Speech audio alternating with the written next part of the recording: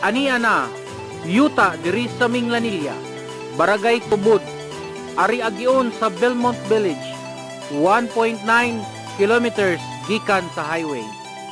Overlooking sea view and city view, panoramic view nga makita nimo ang Talisay, Minglanilla ug Naga. Nindot ang view, dagko ang mga lot cutting, dunay 200 square meter o 250 square meter.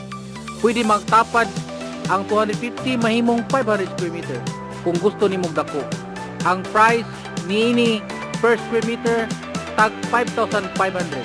So kung 250 square meter, imo lang i-multiply sa 5,500, unya ang mugawas kuhaan sa 10,000 nga reservation, ang balance i-divide sa 60 ka buwan.